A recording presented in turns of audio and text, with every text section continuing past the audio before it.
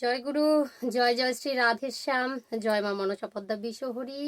আমার কাছের দূরের আত্মীয় স্বজন, ভাই বন্ধু, ভক্ত শ্রোতা, আপনারা কেমন আছেন?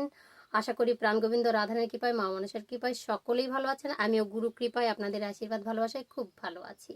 তো প্রত্যেক দিনের মতো আজকেও একটি সুন্দর টোটকা নিয়ে আপনাদের সামনে হাজির হয়েছি। তার আগে বলতে চাই, যারা উপস্থিত আছেন আমার ভিডিও দেখেন প্রতিনিয়ত, সবাইকে অনেক অনেক ধন্যবাদ, ভালোবাসা। কারণ সবারই কমেন্টের উত্তর দিতে পারছি না, তো সবাই অনুমতি চাইছেন, ভালো কাজে ব্যবহার করবেন। আর যদি কাজ হয়ে যায় অবশ্যই মায়ের নামে 2-1 টাকা পাঠাবেন। তো যাই হোক, আজকে যে বিষয়টি আমি আপনাদের কাছে তুলে ধরার চেষ্টা করছি, প্রস্রাব দিয়ে বশীকরণ।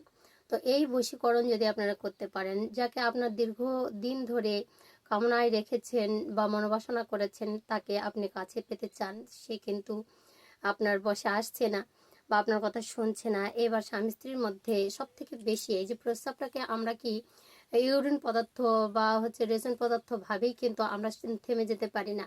এটা দিয়ে কিন্তু অঘরী শাস্ত্রে, তন্ত্রশাস্ত্রবিদ্যায়, বানটনা কালো জাদুতে খুব ব্যবহার হয় এই প্রস্রাব। নিজের প্রস্রাবের মধ্যে কিন্তু আমি বলেছি না, যা দেখো বিশ্ব ব্রহ্মাণ্ডে তাই আছে এই দেহ ভাণ্ডে। তো এই প্রস্রাবকে কিন্তু শুধুই রেচন পদার্থ ভাবলেই হবে না, এটা দিয়ে অনেক রকমের কাজ করা হয়। যেমন ধরুন, স্বামী স্ত্রীর মধ্যে প্রথম বিবাহ বন্ধনে যদি এই প্রস্রাব দিয়ে, প্রস্রাবের পলতা দিয়ে আপনারা যদি দেখাতে পারেন, তো কিছু ক্রিয়াকলাপ আছে দিন দেখে, তো সেটা যদি করতে পারেন, তো সারা জীবনের মতো তাদের মধ্যে স্বামী স্ত্রীর বন্ধন অটুট থাকবে, আর কোনোদিনও কেউ কাউকে ছেড়ে যাবে না।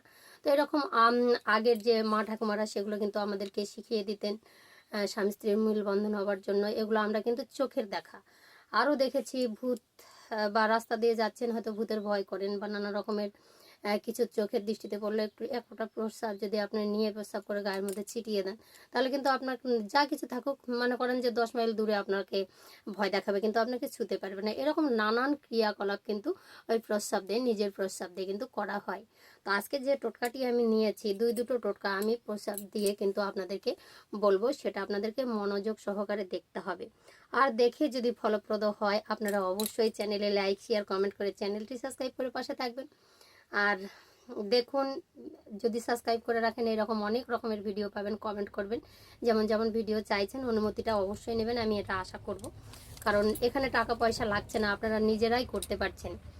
যার জন্য আমি বলবো একটু অনুমতি নিয়ে কাজগুলো করবেন। একটা কমেন্ট, আপনাদের একটা কমেন্ট আমার কিন্তু 1000 গুণ কিন্তু যে মনোবলটা বাড়িয়ে দেবে, এটাই বলবো। তো প্রস্রাবে কি করতে হবে? প্রথম কথা, আপনার কিছু দুটি গাছের শিকড় কিন্তু আপনাদেরকে সংগ্রহ করতে হবে। সেটা অমাবস্যা পূর্ণিমা হতে পারে বা শনিবার মঙ্গলবারের দিনও হতে পারে। কি গাছের? এক হচ্ছে লজ্জাবতী। এই লজ্জাবতী বৃক্ষের কিন্তু প্রচুর প্রচুর ক্ষমতা। এক দাদাভাই বলেছিলেন যে লজ্জাবতী দিয়ে একটা ভিডিও করুন। তো এরপরে লজ্জাবতী গাছ নিয়ে বিস্তারিত ভিডিও আমি দেওয়ার চেষ্টা করব। তো এই লজ্জাবতী যদি ভূমিকম্প হয়, ভূগর্ভে ভূমিকম্পন হোক বা পাহাড়ের গুহাতেই হোক না কেন, আগেই জানতে পারে, তারা আগেই কিন্তু চুপসে যায়। আর গাছে যদি স্পর্শ করা যায়, তাহলে সঙ্গে সঙ্গে সে কিন্তু নিজেকে গুটিয়ে নেয়। এই যে লজ্জাবতী, এটা হচ্ছে আপনার একটা লজ্জাবতী শিকড় দিতে হবে। সে লজ্জাবতী আপনারা যদি নাও পান, এগুলো এদিকে পাওয়া যায় না, তবে কিন্তু লাল লজ্জাবতীটা পাওয়াই যায়। তো তার শিকড় কিন্তু আপনাকে নিতে হবে যে কোনো শনিবার, মঙ্গলবার বা অমাবস্যা পূর্ণিমাতে, ঠিক আছে? আর যদি গ্রহণ, সূর্যগ্রহণ, চন্দ্রগ্রহণ হয়, সেই তিথি দেখে কিন্তু আপনাকে তুলে নিয়ে আসতে হবে, মানুষের অদৃশ্য, মানে দেখা যেন না কেউ পায়, গোপনে। আর নিতে হবে আপনাদের আকন্দ গাছের একটা শিকার, শ্বেত আকন্দে। তো আমি বলেছিলাম শ্বেত আকন্দকেও কিন্তু একটা তোমার শাস্ত্রবিদ্যায় বা আয়ুর্বেদ শাস্ত্রে তাকে কি একটা ধন্বন্তরী বৃক্ষ বলা হয়। তো যাই হোক, এই দুটো গাছের শিকড় কিন্তু আপনাদেরকে নিতে হবে। তো নবগ্রহ দোষ কাটাতে এই গাছগুলো কিন্তু প্রচণ্ড প্রচণ্ড পরিমাণে কিন্তু ক্ষমতাশীল। তো এই দুটো গাছের শিকড় আপনারা কি করবেন, শনিবার মঙ্গলবারে নিয়ে আসবেন শুদ্ধ বস্ত্রে। আর এনে কিন্তু আপনারা যেখানে বড় নিম গাছ আছে সেখানে কিন্তু রেখে দিয়ে আসবেন। যাকে বশীভূত করতে চান তার নাম মনে মনে স্মরণ করে সেই গোড়ার কাছে রেখে দিয়ে আসবেন, পুঁতে রাখবেন। হয়তো কিছুটা গর্ত করে সেটাকে পুঁতে দিয়ে আসবেন। থাকুক 7 দিন। 7 দিন পর আপনারা কি করবেন, যে শনিবারে রেখেছেন তার পরের শনিবারে গিয়ে স্নান টান করে একদম শুদ্ধ বস্ত্রে সেটাকে তুলে নিয়ে আসবেন, মানুষের অদৃশ্য অবস্থায়। সেটা সন্ধ্যায় হলে সব থেকে ভালো হয়।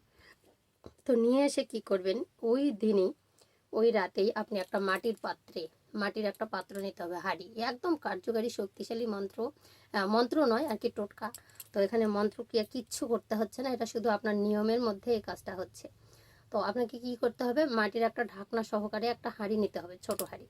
তার মধ্যে আপনাকে সেই রাত্রে কিন্তু প্রস্রাব করে দিতে হবে, ঠিক আছে? সেই প্রস্রাবটা করবেন, করেই কিন্তু ওই যে শিকড় দুটো নিয়ে এসেছেন, ওই শিকড় দুটো আপনাকে ওই প্রস্রাবের মধ্যে ডুবিয়ে দিতে হবে। তো সেখানে গেল 7 দিন, আর বাড়িতে নিয়ে এসে আরও 3 দিন আপনাদের কিন্তু প্রস্রাবে ডুবিয়ে রাখতে হলো। এবার 3 দিন পর 11 দিন হয়ে গেল, 7, 8, 9, 10 দিন, মানে 11 দিনের মাথায় আপনারা কিন্তু সেটাকে হাঁড়ির ঢাকনা খুলে শিকড় দুটো উঠিয়ে নেবেন, ঠিক আছে? উঠিয়ে নিয়ে আপনি সুন্দর করে শুকিয়ে নেবেন, নিয়ে ভালো করে আপনার লাল শালুর মধ্যে পেঁচিয়ে রাখবেন। আর রেখে কিন্তু আপনার ক্রিয়াটা কিন্তু হয়ে যাবে। তো যাকে আপনি বশ করতে চাইছেন সেই কিন্তু এই যে শিকড় দুটো একটু ছোঁয়াতে হবে, তো সেটার যদি পরিমাণটা 1 আঙ্গুল মতো হবে, তার বেশি কিন্তু না, আপনার হাতের মুঠোই যেন থাকে। তো ছোঁয়াতে হবে, সেটা আপনার হচ্ছে স্বামী হোক, স্ত্রী হোক, বা সন্তান হোক, বা আপনার যে কেউ হোক না কেন, তাকে স্পর্শ করা মাত্র সে কিন্তু আপনার জন্য পাগল হয়ে যাবে। এটা একটা কার্যকারী টিপস। তো আপনারা করবেন, অবশ্যই ফল পাবেন, বিশ্বাস করে করবেন, মায়ের নাম করে করবেন, অবশ্যই হবেই হবে, ঠিক আছে? তো সাবধান, একটাই কথা বলবো, যারাই করুন না কেন ভালো কাজে ব্যবহার করবেন, যাকে তাকে পাগল করবেন না, সংসার কারো নষ্ট করবেন না, আমি এটা আপনাদের কাছে অনুরোধ করবো। আর সেগুলো করলে কিন্তু উল্টো ফল হলে আমাকে কেউ কিছু বলতে পারবেন না, ঠিক আছে? তো আজকে এই টিপসটা, আর একটা টিপস আপনাদের পরের ভিডিওতে দিচ্ছি, দেখতে থাকুন।